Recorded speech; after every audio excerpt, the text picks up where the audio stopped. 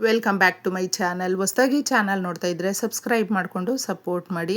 ಸಚ್ಚಿದಾನಂದ ಸಾಯಿನಾಥ್ಗೆ ನಮಸ್ಕಾರ ಮಾಡುತ್ತಾ ಸಾಯಿನಾಥರ ಅನುಗ್ರಹ ಎಲ್ಲರ ಮೇಲೂ ಇರಲಿ ಅಂತ ವಿಡಿಯೋ ಪ್ರಾರಂಭ ಮಾಡ್ತಾ ಇದ್ದೀನಿ. ಸ್ನೇಹಿತರೆ, ಈ ಚಮತ್ಕಾರಿ ನೀರನ್ನು ನಿಮ್ಮ ಮನೆಯ ಈ ಪ್ರದೇಶದಲ್ಲಿ ಇಡಿ. ನೋಡಿ, ಗುರುಬಲ ಒಬ್ಬ ಮನುಷ್ಯನಿಗೆ ಬಂದಾಗ ಅದೃಷ್ಟ ಯಾವ ರೀತಿ ಒಲ್ದು ಬರುತ್ತೆ ಅಂದರೆ, ತಿರುಕನು ಶ್ರೀಮಂತನಾಗ್ತಾನೆ. ಕಡು ಬಡತನದಲ್ಲಿದ್ದರೂ, ಕಷ್ಟ ಕಣ್ಣೀರಲ್ಲಿದ್ದರೂ ಕೂಡ ಮನೆಯಲ್ಲಿ ಬಡತನ ತುಂಬಿಕೊಂಡಿದೆ ಅನ್ನುವಂಥವರು ಯಾವ ರೀತಿ ನಾವು ಹಾರ್ಡ್ ವರ್ಕ್ ಮಾಡ್ತಾ ಇದ್ದೀವಿ, ಆದರೂ ನಮ್ಮ ಕಷ್ಟಕ್ಕೆ ತಕ್ಕ ಫಲ ಇಲ್ಲ, ನಮಗೆ ಸಿಗಬೇಕು ಅಂತ ಬಯಸ್ತಾ ಇರ್ತೀವಲ್ವ, ಅವರುಗಳು ಇದನ್ನು ಮಾಡಿ ನೋಡಿ. ಆಗುವಂಥ ಚಮತ್ಕಾರಿ. ಒಬ್ಬ ಮನುಷ್ಯನಿಗೆ ಗುರುಬಲ ಏನಾದರೂ ಇಲ್ಲ ಅಂತ ಹೇಳಿದ್ರೆ ಹಲವಾರು 10 ಸಮಸ್ಯೆಗಳನ್ನು ಎದುರಿಸ್ಬೇಕಾಗುತ್ತೆ. ಆ ಸಮಸ್ಯೆಗಳು ಎಷ್ಟು ಪೆಟ್ಟು ಬೀಳುತ್ತೆ ಆ ಸಮಸ್ಯೆಗಳಿಂದ ಅಂತ ಹೇಳಿದ್ರೆ, ನಾವು ಸುಧಾರಿಸ್ಕೊಂಡು ಮೇಲೆ ಕೇಳೋಣ ಅಂತ ಹೇಳಿದ್ರು ಮತ್ತೆ ಮತ್ತೆ ಮತ್ತೆ ಮತ್ತೆ ಕಷ್ಟಗಳು, ಕಣ್ಣೀರು, ಆ ಬಡತನ ಸಾಕಾಗಿದೆ ಅಂತ ಹೇಳ್ತೀವಿ. ಆದರೆ ಈ ಚಮತ್ಕಾರಿ ನೀರನ್ನು ನಿಮ್ಮ ಮನೆಯ ಈ ಮೂಲೆಯಲ್ಲಿ ಇಟ್ಟರೆ ಸಾಕು, ಈ ಪರಿಹಾರ ಬಂದು ನೀವು ಗುರುವಾರ ಮಾಡ್ಕೊಳ್ಳಿ. ಗುರುವಾರ ಎಷ್ಟೋ ಜನಕ್ಕೆ ಮನೆಯಲ್ಲಿ ಎಷ್ಟೋ ಕಷ್ಟಗಳಿದೆ, ನಾವು ಈ ಪೂಜೆ ಮಾಡಬೇಕು, ಈ ಪರಿಹಾರ ಮಾಡಬೇಕು, ಇದನ್ನು ಮಾಡ್ಕೊಳ್ಬೇಕು ಅಂತ ಅಂದ್ಕೊಳ್ತಾ ಇರ್ತಾರೆ. ಅಂತಹವರು ಸಿಂಪಲ್ಲಾಗಿ ಯಾವುದೇ ರೀತಿಯ ಒಂದೇ ₹1 ಹಣಕಾಸಿನ ಖರ್ಚು ಇಲ್ಲದೆ ನಮಗೆ ಇದು ತುಂಬ ಪವರ್ಫುಲ್ಲಾಗಿ ಕೆಲಸ ಮಾಡುವಂಥದ್ದು. ಇದು ಮುಖ್ಯವಾಗಿ ಆಷಾಢ ಗುರುವಾರ ಬೇರೆ ಬಂದಿದೆ. ಆಷಾಢ ಗುರುವಾರ ಅಂತ ಹೇಳಿದ್ರೆ ಮಹಾ ಅದ್ಭುತ. ಮಾಡ್ಕೊಂಡು ನೋಡಿ ಸ್ನೇಹಿತರೆ. ಪಂಚಭೂತಗಳಲ್ಲಿ ಒಂದು ನೀರು ಯಾವಾಗಲೂ ಅದರ ನೆನಪಿನ ಶಕ್ತಿ ತುಂಬ ಇಟ್ಕೊಂಡಿರುತ್ತೆ. ಅದಕ್ಕೆ ನೀರನ್ನು ನಾವು ಕೈಯಲ್ಲಿ ಇಟ್ಕೊಂಡಾಗ, ಕುಡಿಯುವಾಗ ಲೋಟದಲ್ಲಿ ಇಟ್ಕೊಂಡಾಗ ನಾವು ಪಾಸಿಟಿವ್ ಆಗಿ ಮಾತಾಡಬೇಕು. ಎಷ್ಟೋ ಕೆಲಸಗಳು ಆಗ್ತಾ ಇರೋದಿಲ್ಲ ನೋಡಿ, ಅದು ಆಗ್ತಾ ಇದೆ, ಇನ್ನೇನು ಸಕ್ಸಸ್ಸು ಬರ್ತಾ ಇದೆ ಅಂತ ಅಂದ್ಕೊಂಡು ನೋಡಿ. ಎಷ್ಟೊಂದು ನಮಗೆ ಅದೃಷ್ಟ ಅನ್ನೋದು ತಂದುಕೊಡುತ್ತೆ. ಹೌದು, ಅಷ್ಟು ಶಕ್ತಿ ಇರುವಂಥ ಈ ಚಮತ್ಕಾರಿ ನೀರು ಯಾವುದೇ ಖರ್ಚಿಲ್ಲದೆ ಇದನ್ನು ಯಾವ ಥರ ನಾವು ಮಾಡಿಕೊಂಡ್ರೆ ನಮ್ಮ ಬಡತನ ದೂರ ಆಗುತ್ತೆ. ಬಡತನ ಅಂದರೆ ₹1 ಕೂಡ ಕಷ್ಟ ಜಾಸ್ತಿ. ಏನೋ ಕಾಯಿಲೆಗಳಿಂದ ನರಳಾಡುವಂಥದ್ದು, ಊಟ ಸೇರೋದಿಲ್ಲ, ಆರೋಗ್ಯ ಸಮಸ್ಯೆಗಳು, ಎಲ್ಲಿಗೋದ್ರೂ ಕೂಡ ನಮಗೇನೋ ಸಮಸ್ಯೆಗಳಿದೆ ಅನ್ನುವಂಥವರು ಇದನ್ನು ಹತ್ತಿ ತಪ್ಪಿ ಕೂಡ ಮಿಸ್ ಮಾಡ್ಕೊಳ್ದೆ ಮಾಡ್ಕೊಂಡು ನೋಡಿ. ಎಲ್ರಿಗೂ ಸ್ನೇಹಿತರೆ, ಯಾಕಂದರೆ ಇದೆಲ್ಲವೂ ಕೂಡ ಯಾವ ರೀತಿಯಲ್ಲಿ ಬರುತ್ತೆ ಅಂದರೆ, ನಾವು ಇದನ್ನು ಮಾಡಿದ್ರೆ ನಮ್ಗೆ ಬರುತ್ತಾ, ಸಕ್ಸಸ್ ಆಗುತ್ತಾ ಅನ್ನುವಂಥ ಡೌಟಲ್ಲಿರ್ತಾರೆ. ಆ ಡೌಟೇ ಬೇಡ. ಯಾಕಂದರೆ ಡೌಟು ಒಂದು ಸರಿ ಬಂದುಬಿಟ್ರೆ ನಾವು ಮಾಡುವಂಥ ಪ್ರಯತ್ನಗಳು ಎಲ್ಲವೂ ಕೂಡ ವ್ಯರ್ಥ ಆಗಿಬಿಡುತ್ತೆ. ಅದಕ್ಕೋಸ್ಕರ ಇದನ್ನು ನಂಬಿಕೆಯಿಂದ ಮಾಡಿಕೊಡಿ.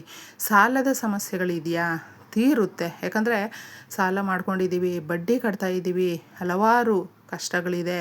ಅವರುಗಳಿಗೆ ಇದು ರಾಮಬಾಣ ಅಂತಲೇ ಹೇಳ್ಬಹುದು. ಇನ್ನು ಈ ಚಮತ್ಕಾರಿ ಕೆಲಸಕ್ಕೆ ನಾವು ಬಳಸುವಂಥದ್ದು ಮುಖ್ಯವಾಗಿ ಗುರುಬಲ ಬೇಕಲ್ವ. ಗುರುಬಲ ಅಂದರೆ ಚಿನ್ನ, ದುಡ್ಡು, ಕೆಲಸ. ಇದು ನಮ್ಮ ಯೋಗದಲ್ಲಿ ಇದ್ದರೆ ತಪ್ಪದೇ ಬರುತ್ತೆ. ಇದರಲ್ಲಿ ಏನಾದರೂ ಕುಂದುಕೊರತೆಗಳಿದೆ ಅಂತ ಹೇಳಿದ್ರೆ ಅರಿಶಿಣವನ್ನು ಅದಕ್ಕೋಸ್ಕರನೇ ಬಳಸಬೇಕು ಅನ್ನುವಂಥದ್ದು. ಅರಿಶಿಣವನ್ನು ನಾವು ಸ್ವಲ್ಪ ಮಿಕ್ಸ್ ಮಾಡ್ಕೊಳ್ಬೇಕು. ಏನೂ ಇಲ್ಲ, ನೀವು ಪ್ರತಿನಿತ್ಯ ಸ್ನಾನ ಮಾಡುವಾಗ 1 ಪಿಂಚಷ್ಟು ಅರಿಶಿಣವನ್ನು ಹಾಕ್ಕೊಂಡು ಸ್ನಾನ ಮಾಡಿ. ಆರೋಗ್ಯಕ್ಕೆ ಆರೋಗ್ಯ ಹಾಗೂ ಗುರುಬಲ ಹೆಚ್ಚಾಗುತ್ತೆ. ಇನ್ನು ಮುಖ್ಯವಾಗಿ ಸ್ನೇಹಿತರೆ, ಅರಿಶಿಣ ಏನೋ ತಗೊಳ್ತೀವಿ. ಇನ್ನು ಗುರುವಾರದ ದಿನಗಳಲ್ಲಿ ಅರಿಶಿಣದ ಬಟ್ಟೆಗಳು, ಹಳದಿ ಬಟ್ಟೆ, ನೀವು ಎಲ್ಲೋ ಕ್ಲಾತನ್ನು ವೇರ್ ಮಾಡಿ. ಪ್ರತಿ ಗುರುವಾರ ಈ ರೀತಿ ಮಾಡೋದ್ರಿಂದ ರಾಯರ ದೇವಸ್ಥಾನಕ್ಕೆ ಅಥವಾ ಸಾಯಿಬಾಬಾ ಸ್ವಾಮಿಯ ದೇವಸ್ಥಾನಕ್ಕೆ, ದತ್ತಾತ್ರೇಯರ ದೇವಸ್ಥಾನಕ್ಕೆ ಹೋಗೋದ್ರಿಂದ ನಮ್ಮ ಸಮಸ್ಯೆಗಳು ಬಗೆಹರಿಯುತ್ತೆ. ಸ್ವಲ್ಪ 1 ಸ್ಪೂನಷ್ಟು ನೀವು ಇದಕ್ಕೆ ಅರಿಶಿಣವನ್ನು ಹಾಕ್ಕೊಳ್ಬೇಕು. ಪೂಜೆಗೆ ಬಳಸುವಂಥ ಅರಿಶಿಣವನ್ನು ತಗೊಳ್ಳಿ. ನೋಡಿ, ನಾವು ಒಂದು ಇಮ್ಯಾಜಿನೇಷನ್ನು, ದುಡ್ಡು ಬರ್ತಾ ಇದೆ ಅಂತ ಹೇಳಿದ್ರೆ ನಮಗೆ ಯಾವ ರೀತಿ ಆಗುತ್ತೆ, ಬಂತು, ನಮ್ಮ ಸಮಸ್ಯೆಗಳು ಎಲ್ಲವೂ ಕೂಡ ಬಗೆಹರಿಸ್ಕೊಳ್ತೀವಿ, ಸಾಲವನ್ನು ತೀರಿಸ್ತೀವಿ, ಅದೃಷ್ಟ ಒಲ್ದು ಬರುತ್ತೆ ಅಂತ ನಾವು ಅಂದ್ಕೊಳ್ತೀವಲ್ವ. ನೀವು ಮಾಡ್ಕೊಂಡು ನೋಡಿ. ಇದಕ್ಕೆ ಮುಖ್ಯವಾಗಿ ನೀರು ಯಾವಾಗಲೂ ಪ್ರಾಣ ಪ್ರತಿಷ್ಠಾಪನೆ ಅಂದರೆ ನಾವು ಕಳಶವನ್ನು ಪ್ರತಿಷ್ಠಾಪನೆ ಮಾಡ್ತೀವಲ್ವ, ಕಳಶ ಅಂದ್ರೇ ನಮ್ಮ ಮನೆಯ ಸಮಸ್ಯೆಗಳನ್ನು ಕೇಳಿಸ್ಕೊಳ್ಳುತ್ತೆ, ಬಗೆಹರಿಸುತ್ತೆ. ನೀರು ಪಂಚಭೂತಗಳಲ್ಲಿ ಒಂದು. ಯಾವಾಗಲೂ ಪ್ರಕೃತಿಯಲ್ಲಿ ನಿಶ್ಶಬ್ದವಾಗಿ ನಮ್ಮ ನಂಬಿಕೆ ಇಟ್ಟು ಮಾಡಿದಂಥ ಕೆಲಸಗಳನ್ನು ಸರಾಗವಾಗಿ ಮಾಡುವಂಥದ್ದು ಈ ಪಂಚಭೂತಗಳು ಮಾಡುತ್ತೆ. ಅದರಲ್ಲಿ ಒಂದಾಗಿರುವಂಥ ನೀರು ಸ್ನೇಹಿತರೆ. ಅದಕ್ಕೆ ನೀರು ಯಾವಾಗಲೂ ಅಷ್ಟೇ ತುಂಬ ಸುಲಭವಾಗಿ ಸಿಗುವಂಥ ಹಾಗೂ ಸಮಸ್ಯೆಗಳನ್ನು ಬಗೆಹರಿಸುವಂಥ ಕೆಲಸ ಮಾಡುತ್ತೆ ಅರಿಶಿಣದ ನೀರು. ಇದನ್ನು ಒಂದು ಗಾಜಿನ ಲೋಟಕ್ಕೆ ತಗೊಳ್ಳಿ. ಅಂದರೆ ಗಾಜು ಋಣಭಾರಗಳನ್ನು ತೀರಿಸುತ್ತೆ. ಎಷ್ಟೋ ಸಮಸ್ಯೆಗಳನ್ನು ಬಗೆಹರಿಸೋದಕ್ಕೆ ಗಾಜು ಹಾಗೆ ಅದರಲ್ಲಿ ಬಳಸಿದಂಥ ನೀರು ಸಹಾಯವನ್ನು ಮಾಡುತ್ತೆ. ಲವಂಗಗಳು ತಂತ್ರ ಪರಿಹಾರಗಳಲ್ಲಿ ಮುಖ್ಯವಾಗಿ ಬಳಸ್ತೀವಿ ಅನ್ನುವಂಥದ್ದು ಗೊತ್ತಿದೆ ತುಂಬ ಜನಕ್ಕೆ. ಇದು ಆರೋಗ್ಯ ದೃಷ್ಟಿಯಿಂದ ನೋಡ್ತಾರೆ. ಆಯುರ್ವೇದಿಕ್ಕಲ್ಲೂ ಕೂಡ ಬಳಸ್ತೀವಿ. ಆದರೆ ನರದೃಷ್ಟಿಯನ್ನು ತೆಗೆಯುವಂಥದ್ದು ಇದು ಸಹಾಯಕ್ಕೆ ಬರುತ್ತೆ. ಸ್ವಲ್ಪ ಮುಗ್ಗಿರುವಂಥ 2 ಲವಂಗಗಳನ್ನು ತಗೊಳ್ಳಿ. ಸ್ವಲ್ಪ ಜೀರಿಗೆಯನ್ನು ತಗೊಳ್ಳಿ. ಇನ್ನು ಮುಖ್ಯವಾಗಿ ಉಪ್ಪನ್ನು ಬಳಸ್ಕೊಳ್ಬೇಕು. ಕಲ್ಲುಪ್ಪು ನಮ್ಮ ಮನೆಯಲ್ಲಿ ಬಡತನ ಇದೆ, ತುಂಬ ಬಡತನ ಹೋಗಲಾಡಿಸುತ್ತೆ, ನೆಗೆಟಿವ್ ಎನರ್ಜಿಯನ್ನು ಹೋಗಲಾಡಿಸುತ್ತೆ. ಈ ವಸ್ತುಗಳನ್ನು ನೀವು ಅರಿಶಿಣದ ನೀರಲ್ಲಿ ಮಿಕ್ಸ್ ಮಾಡಿಬಿಡಬೇಕು. ಈ ಥರ ಮಿಕ್ಸ್ ಮಾಡಿ ಮನೆಯ ಮೂಲೆಯಲ್ಲಿ ನೀವು ಓಡಾಡಬೇಕು. ಪ್ರತಿ ಮೂಲೆಯಲ್ಲೂ ಕೂಡ ಈ ಥರ ಕಷ್ಟ ಇದೆ, ನೆಗೆಟಿವ್ ಎನರ್ಜಿ ಇದೆ, ಇದನ್ನು ತೊಲಗಿಸು. ನಮ್ಮ ಮನೆಯಲ್ಲಿ ಇರುವಂಥ ಆ ನೆಗೆಟಿವ್ ಎನರ್ಜಿಯನ್ನು, ಬಡತನವನ್ನು ಹೋಗಲಾಡಿಸ್ಬಿಡು ತಾಯಿ ಅಂತ ಕೇಳ್ಕೊಳ್ಬೇಕು.